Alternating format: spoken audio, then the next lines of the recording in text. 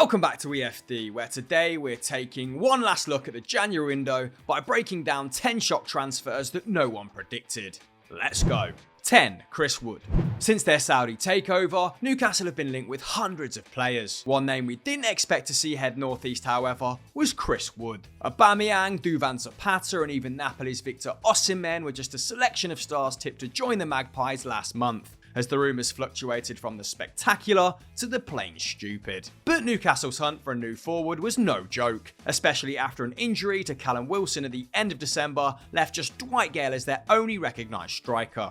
And who would they sign but Chris Wood, Burnley's solid if unspectacular marksman into his 5th year of Premier League football. Was €30 million too much for the New Zealander?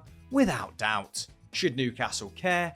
Absolutely not. The club's cash-rich status has caused prices to soar wherever they knock, and while they've undoubtedly overpaid for the 30-year-old, meeting his release clause allowed them to accelerate a transfer Burnley would otherwise never have agreed to. Wood has hit double figures every year in the English top flight, a level of consistency that Eddie Howe would currently kill for, given his side are only averaging 1 goal per 90 at the time of writing. If Wood can find the goals to keep the Toons safe for another term, it'll be worth every single penny.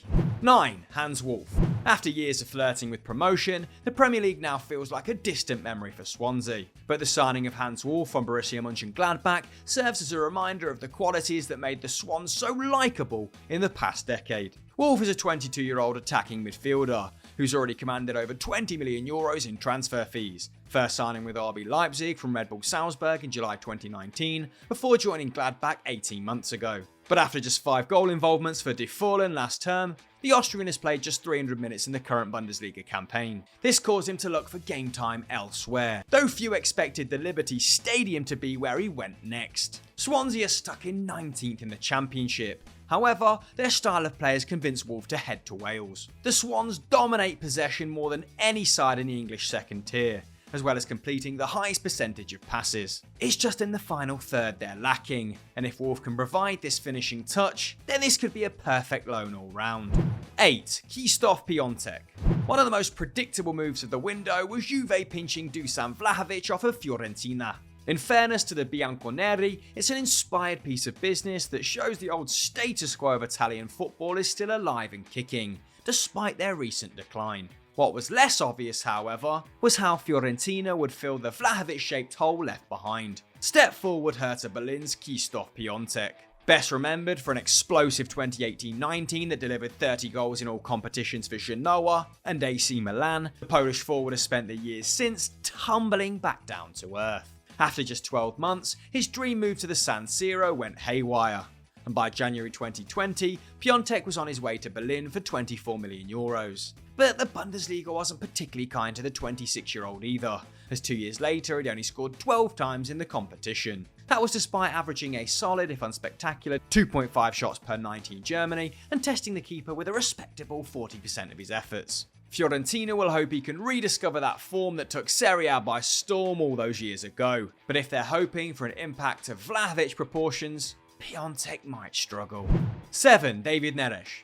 It's easy to forget how important David Neres was to Erik ten Hag's first great Ajax side that reached the Champions League semi-finals 3 years ago. Between 2017 and 2019, the Brazilian midfielder scored 22 and assisted 19 in the Eredivisie alone, featuring 11 times along the famous run that took De Gordon Zordon to within seconds of the biggest match in club football. Yet while the likes of Frenkie de Jong, Donny van der Beek and Hakim Ziyech all moved on to pastures new, it's taken until now for David Neres to finally take flight from Amsterdam. Although few expected Shakhtar would be his next destination, let alone for just €12 million. Sadly, Neres lost almost the entirety of the 2019-20 campaign to a knee injury and has struggled to return to his best since. Last term, his shots per game halved from a peak of 2.1 in 2018 to just 1, while his dribbles and key passes collapsed by almost 65%. That said, 3 goals and 2 assists from just 460 minutes of action this season suggest that Shakhtar can still resurrect a quality player. Still only 24 and set to be surrounded by multiple Brazilians in Ukraine, let's hope a change of scene is exactly what Neres needs. 6. Roy Hodgson. Roy Hodgson's return isn't strictly a transfer, but who knew it would be just half a year before this beloved patron of the touchline was back in the dugout.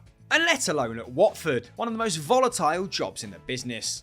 Last season, Hodgson had called time on his managerial days at Crystal Palace, announcing he was ready to step away from the rigours of top-flight football. No one could blame him either, after an epic 45-year career that spanned 21 clubs in countries from Inter Milan and Liverpool to Switzerland and England. But clearly not content in retirement, the 74-year-old has accepted the Pozzo's call to save the Hornets, a thankless task under the current owners. Ranieri's entirely predictable sacking takes Watford to 9 managers in the past 5 years alone, and Hodgson has first-hand experience of being fired by the Pozzos too, having lasted 17 games in charge of Udinese back in 2001. But with the Fulham and Palace legend now something of a national treasure, few will react kindly if he falls to the same fate at Vicarage Road. Fingers crossed he's finally the answer that Watford have desperately been searching for. 5. Ricardo Pepi. Back in December on Football Daily, we pitched the American striker Ricardo Pepi as one of the 10 wonder kids to watch in 2022. The teenager had just been named the MLS Young Player of the Year after netting 13 for FC Dallas and had scored 3 in his first 6 appearances for the USA national team. Enough to pique the interest of European giants like Manchester City and Liverpool. However, that's not how it's played out, with Pepi choosing the Bundesliga instead, a well-trodden road by the MLS's hottest prospects. But rather than sign with one of Germany's big players, Pepi surprised everyone by joining Bavarian minnows FC Augsburg for a club record €16.4 million. As such, he became the division's most expensive American ever to leave the MLS and the second most valuable departure in the division's history after Newcastle's Paraguayan winger Miguel Almiron. For Augsburg, this is quite the coup, but also a huge gamble. Currently 16th in the Bundesliga and on course for the relegation playoff, there's pressure on Pepi to deliver straight away. That's not happened yet, with the striker goalless at the time of writing, but let's hope he can justify that lofty price tag sooner rather than later. 4. Nani.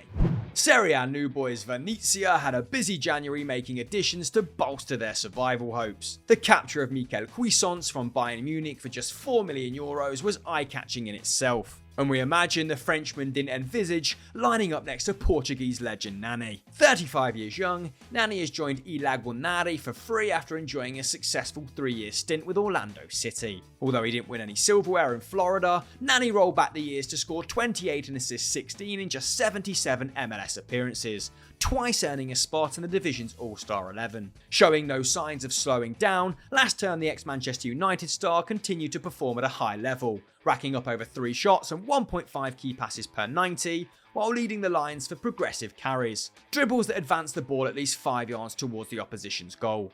So, somewhat unsurprisingly, it only took him 2 minutes to make an impact at Venezia with an assist on his debut. This transfer is a clear show of intent from Nani. He believes he can still make Portugal's World Cup squad. And if he's still doing bits in Serie A in his mid-30s, who could deny him? 3. Ferran Torres.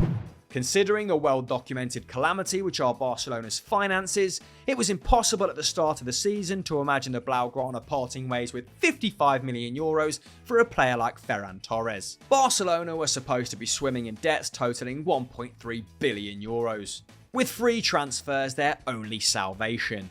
But a massive €595 million loan from the American bank Goldman Sachs, plus Sergio Aguero's retirement and the renegotiation of Samuel Umtiti's contract, Barca found themselves with some wiggle room, spreading Torres' fee over a 4-year period. It's also rare to see Barcelona make such a smart purchase. Still just 21, Torres was named La Roja's Player of the Year in 2021 after scoring 8 in 15 appearances for the national side, and impressed when he was given the chance at Manchester City, either playing down the middle or on the wing. Last season, his 0.5 goals per 90 was only bettered by Foden and Gundogan, while almost a third of his 1.3 dribbles completed per 90 led to an effort on target, showcasing his directness and decisiveness. Although he could have won it all at the Etihad as a bit part player, his preference is clearly playing a key role in Barcelona's revival. Joan Laporta recently claimed that Barca are back, and with signings like Torres, he might just have a point.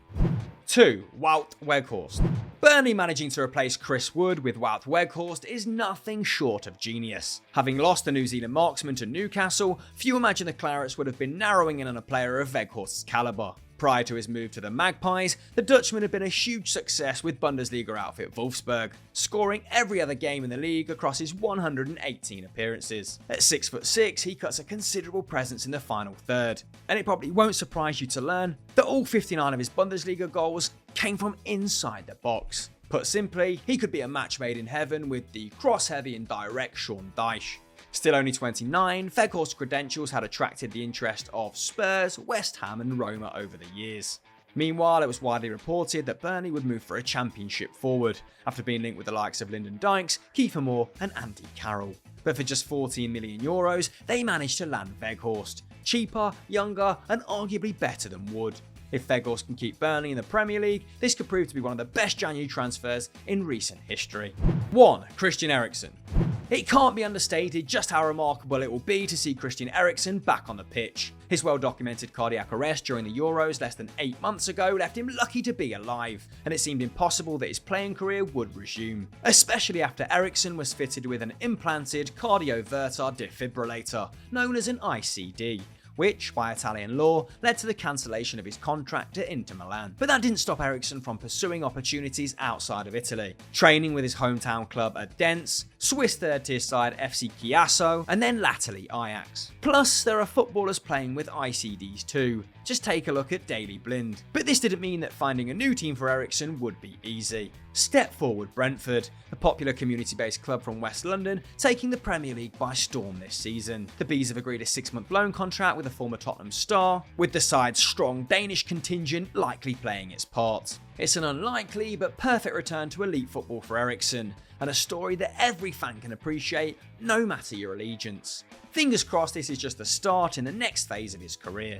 So team, that was our 10 most shocking January transfers, but who did we miss? Let me know in the comments below. Would really appreciate it if you drop this video a like and subscribe to the channel with notifications on. Not to mention you can watch more great Eurofootball Daily content by clicking on screen right now. Take care and we'll see you next time.